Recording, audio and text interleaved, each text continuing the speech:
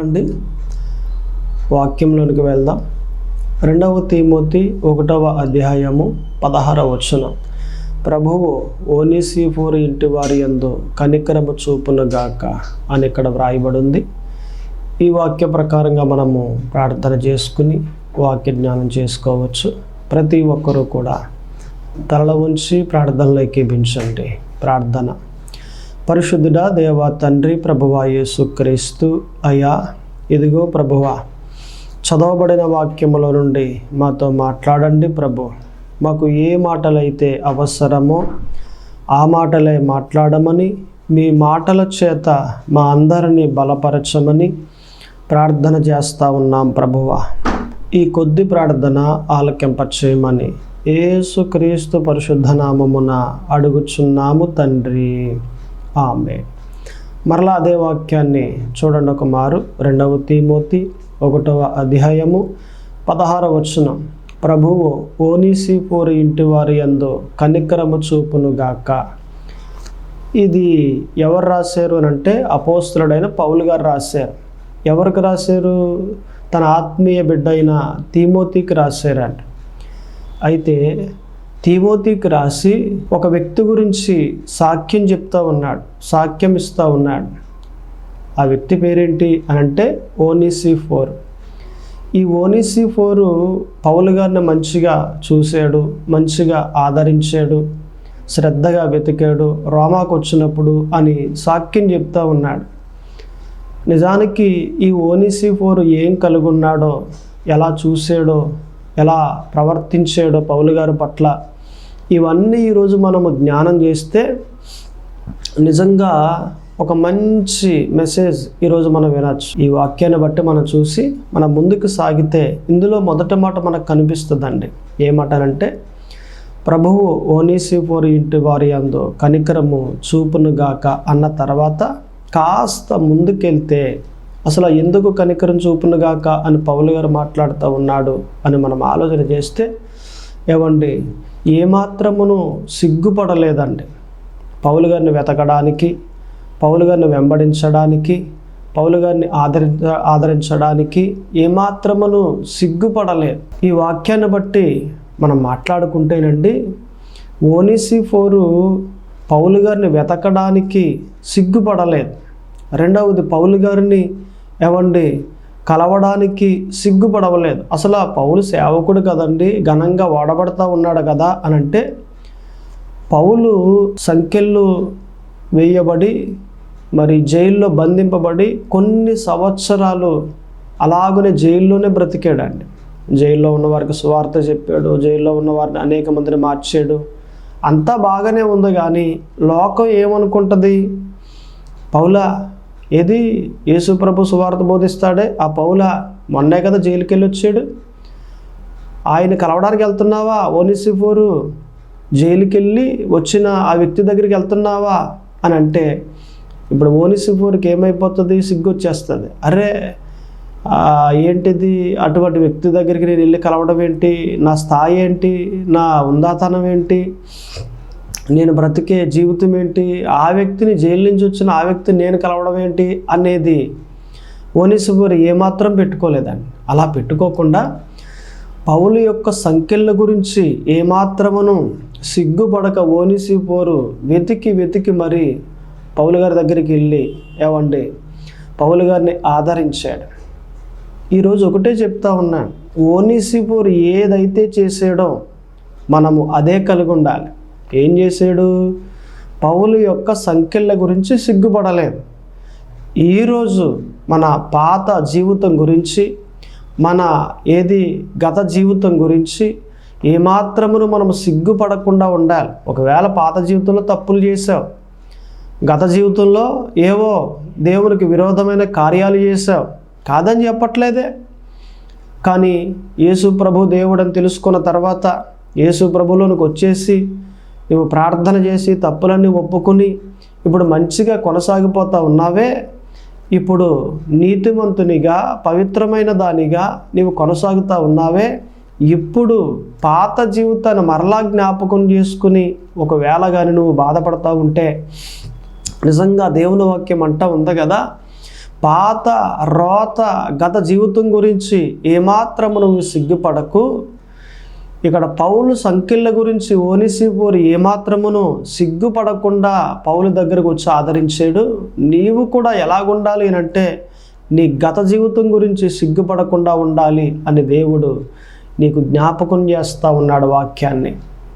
ఏమై ఉన్నా, ఎలా నడుస్తూ ఉన్నాం, మన ఆత్మీయ జీవితం ఎలాగుంది, మనం ఎలా సాగిపోతూ ఉన్నాం, ఒక్క మారు ఆలోచన చేయండి, ఒక్కసారి గ్రహించండి, ఒక్కసారి మీ ఆత్మీయ జీవితం గురించి ఆలోచన చేయండి. వాక్యం ప్రకారంగా మనం నడుస్తూ ఉన్నామా, దేవునికి అనుకూలంగా నడుస్తూ ఉన్నామా, దేవునికి నచ్చేటట్లుగా జీవిస్తూ ఉన్నామా? జీవించాలి.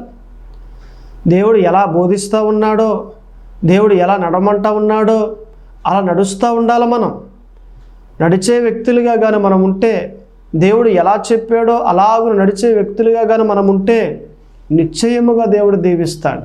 నిశ్చయముగా. ఇంకా రావట్లేదండి ఆశీర్వాదం. దేవుడైతే వాగ్దానం ఇచ్చాడండి, ఇంకా దేవుడు కార్యాలు చేయట్లేదండి, ఆ వాగ్దానం నెరవేర్చట్లేదండి అని అంటే ఒకటే, నీవు పవిత్రంగా ఉంటే దేవుడు కార్యం చేస్తాడు, దేవుడు వాగ్దానాన్ని నెరవేరుస్తాడు ఆయన. నీవు పవిత్రంగా ఉండాలి. నీ ఆత్మీయ జీవితంలో నీవు పాపం చేయకుండా ఉండగలిగిన సామర్థ్యం కలిగి ఉండి నీతిగా, యథార్థంగా, న్యాయంగా నడుస్తున్న వ్యక్తిగా ఉంటే వాగ్దానం దేవుడు వెంటనే నెరవేరుస్తాడు. ఇజ్రాయేలీయులు అరణ్యంలో నడుస్తూ ఉన్నారే, వారు 11 రోజుల్లో కానాను దేశం వచ్చేయగలుగుతారు. 11 రోజులు. ద్వితీయోపదేశ కాండంలో 1వ అధ్యాయంలో 1-2 వచనాల్లో మనకు కనిపిస్తుంది ఆ మాట. 11 రోజుల్లో వచ్చేస్తారండి కానాను దేశం. ఆ అరణ్యములో నడిచి కానీ 40 సంవత్సరాలు పట్టింది. కారణం ఏంటి? ఇజ్రాయేలీయులు పవిత్రంగా జీవించలేదు కాబట్టి, నీతిగా జీవించలేదు కాబట్టి, దేవుని యందు సనుక్కుంటూ విశ్వాసం లేకుండా ఉన్నారు కాబట్టి. ఈరోజు నేను అంటాను, నువ్వు ఎలాగున్నావు? పవిత్రంగా ఉన్నావా? నీతిగా బ్రతుకుతూ ఉన్నావా? యథార్థంగా బ్రతుకుతూ ఉన్నావా? న్యాయంగా బ్రతుకుతూ ఉన్నావా? దేవునికి అనుకూలంగా బ్రతుకుతూ ఉన్నావా? అయితే వాగ్దానం దేవుడు ఖచ్చితంగా నెరవేర్చేస్తాడు. ఆయన దేవుడు సిద్ధంగా ఉన్నాడు, వాగ్దానం ఇచ్చి నెరవేర్చడానికి ఇష్టపడతా ఉన్నాడు. నువ్వే సిద్ధంగా లేవు. ఇంకా లోకంలో కొన్ని కార్యాలు చేస్తూ ఉండి, ఇంకా లోకంలో కొన్ని పనులు చేస్తూ ఉండి దేవునికి దూరంగా ఉన్నావే కానీ దేవునికి దగ్గర అవ్వట్లేదు. నువ్వు దేవునికి దగ్గర అవ్వాలి, దేవునికి సమీపంగా వచ్చేయాలి. దేవుడు ఎలాగైతే ఉండమన్నాడో అలాగే ఉండాలి. దేవుడు నీకు ఏదైతే నేర్పుతూ ఉన్నాడో అలాగే చేయాలి. నువ్వు ప్రతిదీ కూడా దేవుని బాటలో నడుస్తూ ఉంటే, నువ్వు దేవుని మాటల ప్రకారంగా నడుస్తూ ఉంటే నిశ్చయముగా కార్యం చేస్తాడు ఆయన. నువ్వు ఎలాగుండాలి అంటే నీ ఆత్మీయ జీవితాన్ని కాపాడుకుంటూ ఉండాలి. నీ పాత రోత జీవితం గురించి సిగ్గుపడకుండా నీవు ఉండగలిగితే దేవుడు వస్తాడు, ఇస్తాను అన్న బహుమానం నీకు ఇస్తాడు ఆయన. ఆలయానికి రావడానికి సిగ్గు కొంతమందికి. ఆలయానికి వచ్చేటప్పుడు బైబిల్ పట్టుకు రావాలంటే ఎవరన్నా చూస్తే ఏమన్నా అనుకుంటారేమో, ఇదొక సిగ్గు కొంతమందికి. ఎక్కడికైనా మ్యారేజ్కి వెళ్తే ఆ మ్యారేజ్లో యేసు ప్రభువుని నమ్ముకున్నాను అని చెప్పడానికి సిగ్గు కొంతమందికి. అందులోకి వెళ్ళిపోయావా? ఆ భక్తిలో దిగిపోయావా? నువ్వు కూడా దిగిపోయావా అంటారేమో. సిగ్గు, భయం. యేసు ప్రభువుని నమ్ముకున్నాను అని అంటే దేనికండి సిగ్గు, దేనికండి భయం? దేవుణ్ణి నమ్ముకుంటే అది మనకు మంచిదే కదా, అది మనకి ఘనమే కదా. ఒక ఘనమైన కార్యాన్ని ఎందుకని దాచుకోవటం? రహస్యమైన భక్తి చేయటం దేనికి? రహస్యంగా బ్రతకడం దేనికి? ఒక ఘనమైన కార్యం, ఒక మంచి కార్యము చేసిన ప్రతి వ్యక్తి మాట్లాడే మాటలన్నీ కూడా ఘనముగా మాట్లాడచ్చు, బహిరంగంగా మాట్లాడచ్చు, తప్పేమీ లేదు. పేకాటకి వెళ్తే తప్పండి, త్రాగడానికి వెళ్తే తప్పండి, కోడిపందాల ఆటకి వెళ్తే తప్పండి, వ్యభిచారం చేయడానికి వెళ్తే తప్పు. అంతేగాని దేవుణ్ణి నమ్ముకున్నాను అని అంటే ఇది తప్పేముంది? ఎప్పుడైనా బైబిల్ నువ్వు వ్యభిచారం చెయ్యి, దొంగతనం చెయ్యి అని బోధించిందా? నువ్వు ఆలయానికి వచ్చినప్పుడు పాస్టర్ గారు మాట్లాడుతూ ఉంటే నువ్వు మంచిగా బ్రతుకు, నువ్వు నీతిగా బ్రతుకు అని బోధించాడే కానీ నువ్వు తప్పుల్లో బ్రతుకు, తప్పులు చేస్తా బ్రతుకు, వ్యభిచారం, దొంగతనం అన్యాయము, అవినీతిగా బ్రతుకు అని ఎప్పుడైనా బోధించాడు ఆయన? బైబిల్ ఎప్పుడైనా బోధించిందా? కాదే. మరి దేనికి సిగ్గుపడతా ఉన్నావు యేసు ప్రభు గురించి మాట్లాడడానికి?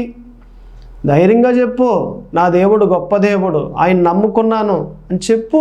రహస్యమైన జీవితం ఎన్నాళ్ళు బ్రతుకుతావు? రహస్యంగా ఎన్నాళ్ళు ప్రార్థన చేసుకుంటావు? రహస్యంగా ఎన్నాళ్ళు వెళ్తావు ఆదివారం? రహస్యంగా ఆయనకి కానుక ఎన్నాళ్ళు పంపిస్తావు?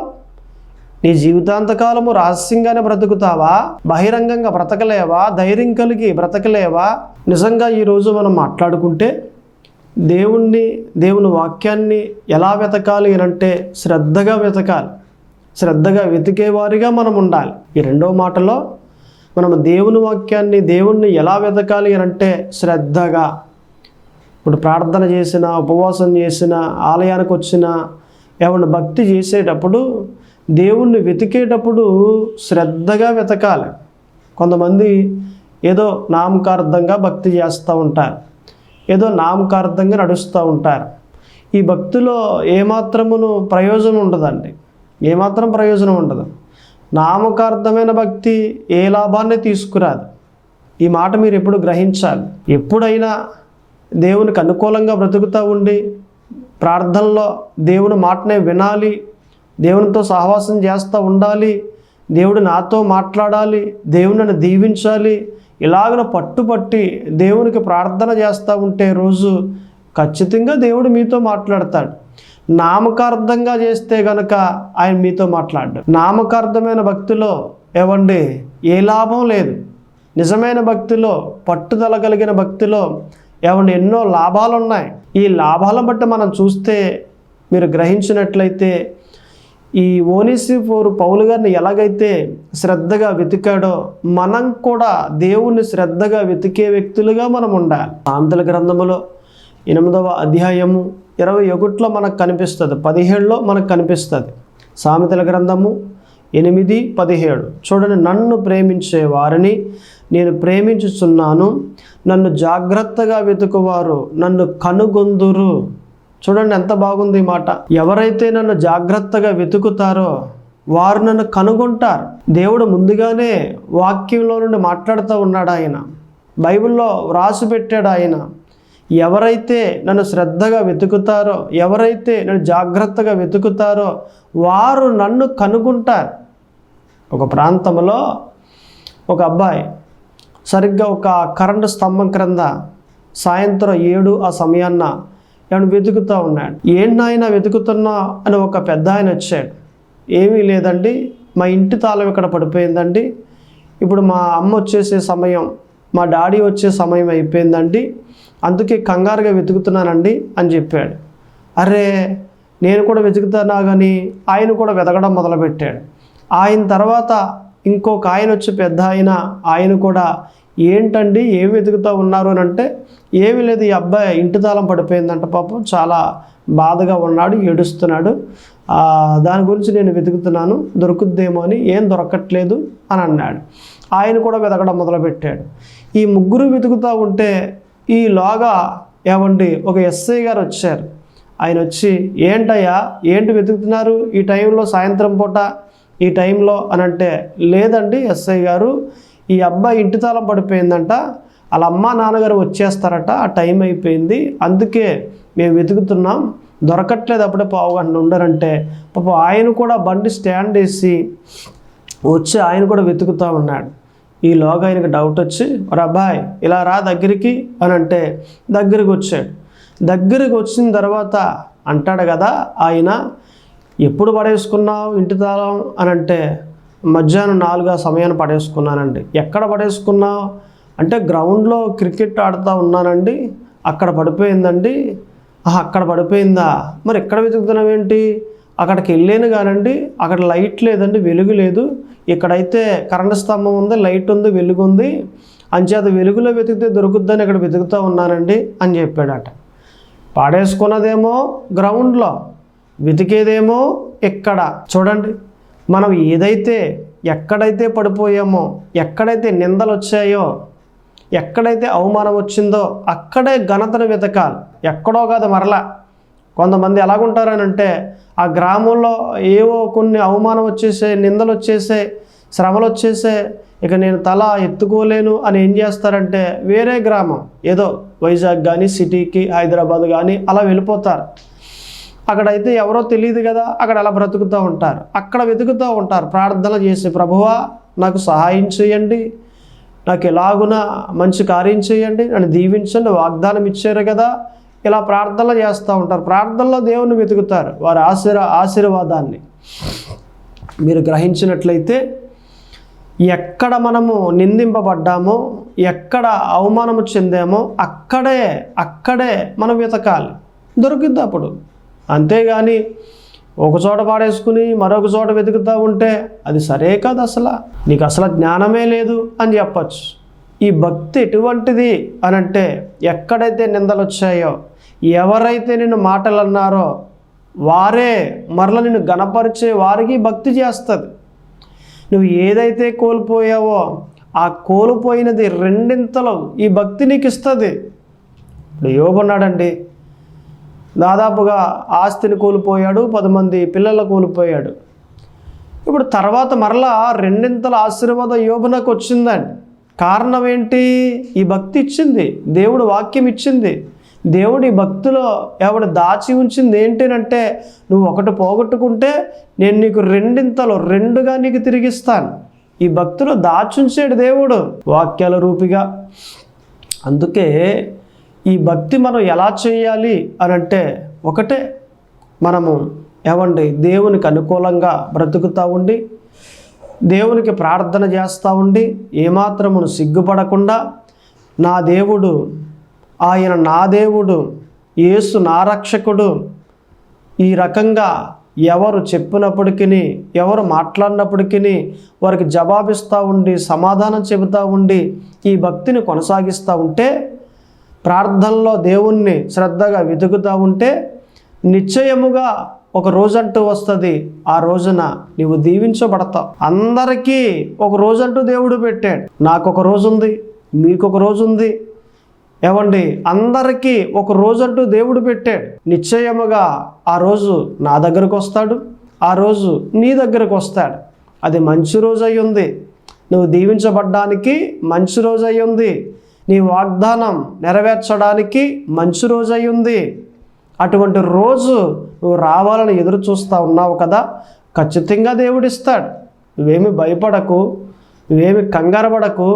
నీకు రావాల్సిన ఆశీర్వాదము ఆ రోజున వస్తుంది. ఆ రోజు కోసం వెతుకు, ఆ రోజు కోసం ఎదురు చూడు, ఆ రోజు కోసం నిరీక్షణ కలుగుండు. ఆ రోజు వచ్చిందేనంటే నీ బంధువుల్లో నీవు తలగావుతావు. ఆ రోజు వచ్చింది అంటే నీవు అప్పిచ్చే వ్యక్తిగా తయారవుతావు. ఇప్పుడైతే అప్పులు తీసుకుంటా ఉన్నావు, ఇప్పుడైతే అప్పుల్లో మునిగిపోయి ఉన్నావు, ఇప్పుడైతే తోకలాగా ఉన్నావు, తలగా కాదు తోకలాగా ఉన్నావు. ఎవరో సహాయం చేస్తే తీసుకునేదానిగా, ఎవరో పెడితే తినేదానిగా ఇప్పుడైతే నీవు తోకలాగా ఉన్నావు. కానీ రాబోయే దినములలో ఒక రోజు వస్తుంది, ఆ రోజున తలగా అవుతావు.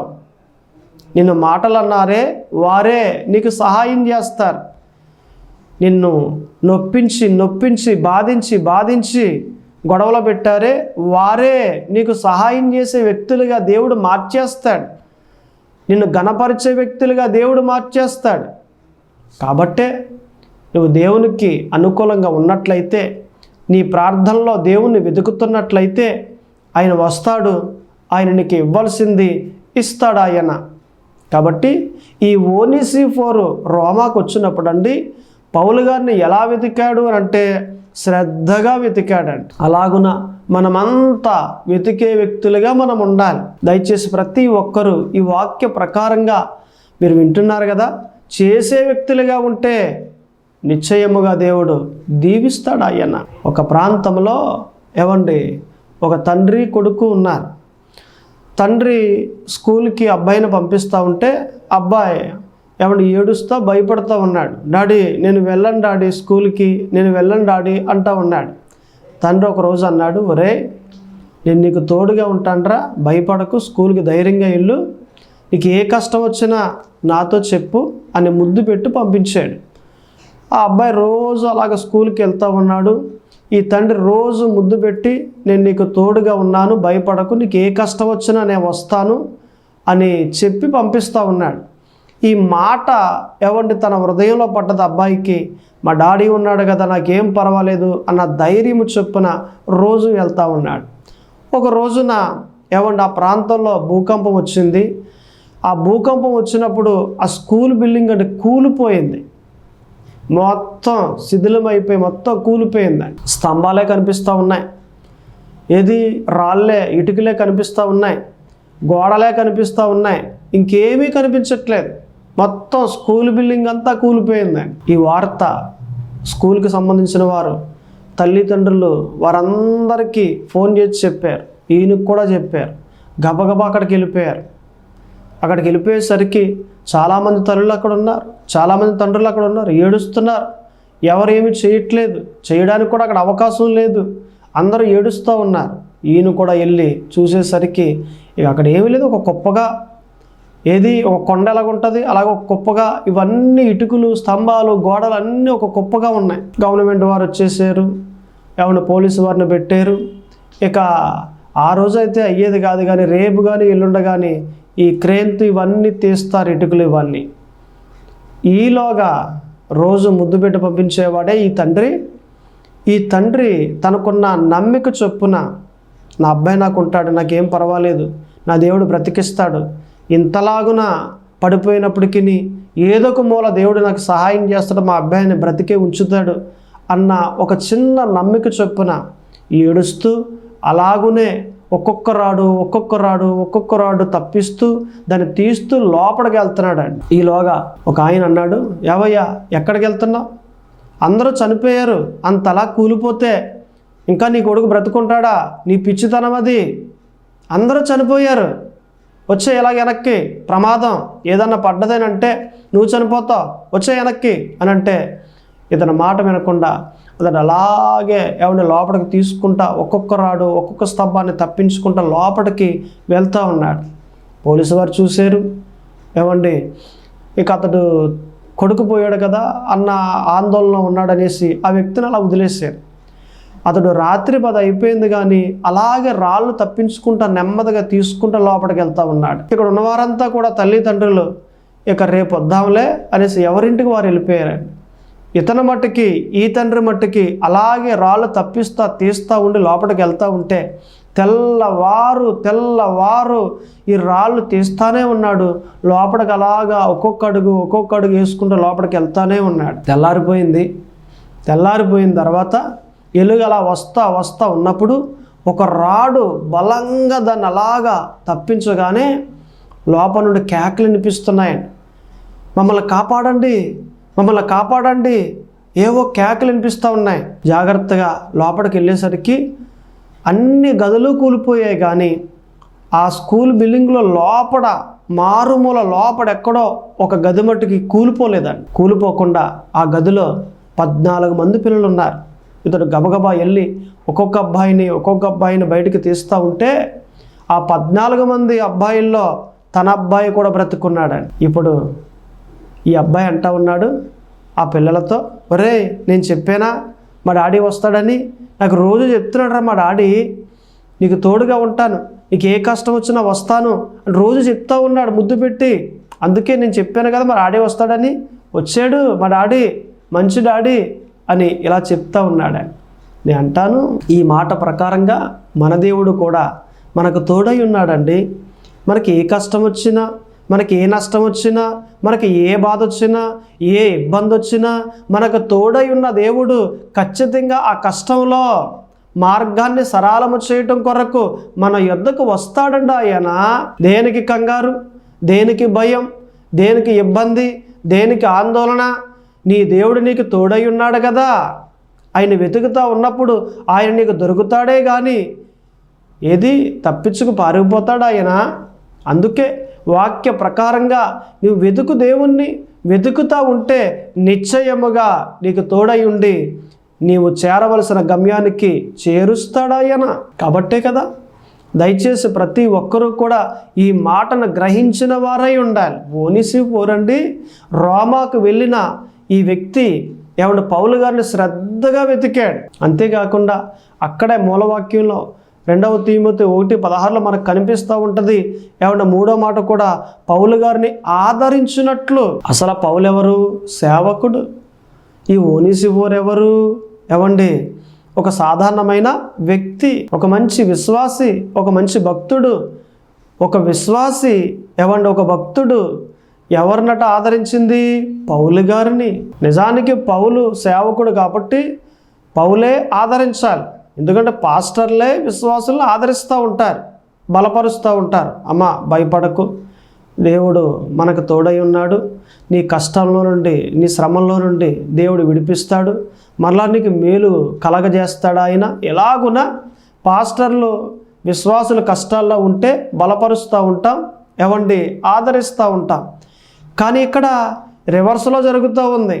సేవకున్నే ఓనేసిఫోరు ఆదరించే అటువంటి స్థాయి, అటువంటి స్థితి ఓనేసిఫోరు కలిగి ఉన్నాడండి. కాబట్టి ఈ ఓనేసిఫోరు 3వదిగా ఏం చేస్తూ ఉన్నాడు అంటే సేవకుని ఆదరిస్తూ ఉన్నాడు. ఆదరించాలి. ఎందుకంటే సేవకులకు కూడా ఏమొస్తాయి? శ్రమలు వస్తాయి. సేవకులకు కూడా ఏమొస్తాయి? నిందలు వస్తాయి. సేవకులకు కూడా ఏమొస్తాయి? శోధనలు వస్తాయి. అలాగున మీ సేవకుడు ఎప్పుడైనా ఒకవేళ శ్రమల్లో ఉంటే మీరు వెళ్ళాలి, బలపరచాలి, మీరు వెళ్ళి ఆదరించాలి. మీరు వెళ్ళి ఎప్పుడైతే బలపరుస్తారో ఆదరిస్తారో వారికి ఏం కలుగుద్దట? ఆదరణ కలుగుద్ది. కాబట్టి ఈ ఓనేసిఫోరు ఏదైతే చేసాడో 3వదిగా అలాగున మనం కూడా ఆదరించే వ్యక్తులుగా మనం ఉండాలి. సంఘంలో కూడా చాలామంది ఏమండి బలహీనపడుతూ ఉంటారు, బలపరచాలి.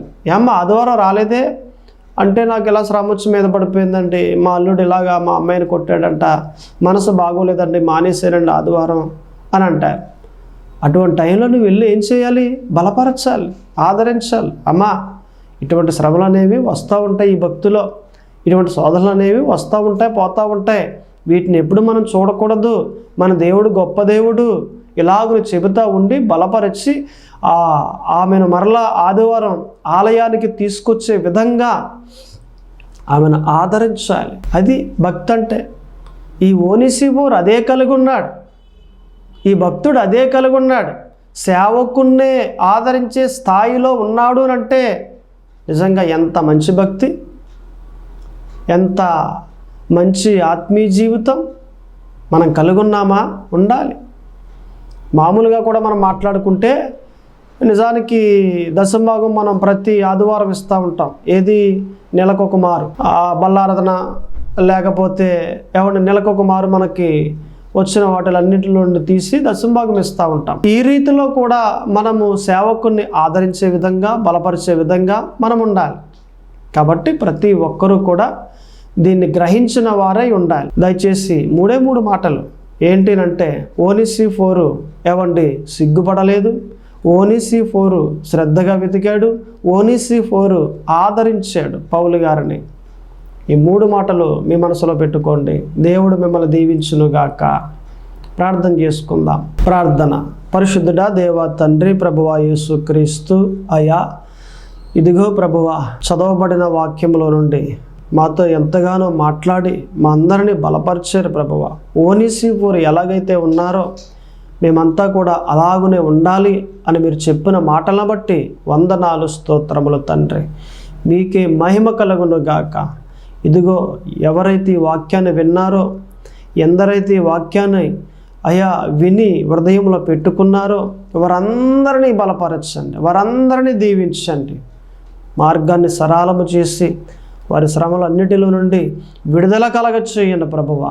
మీ దీవెన ఆశీర్వాదములు మెండుగా కలగచేయండి.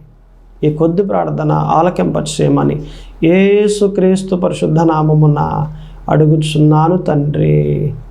ఆమేన్.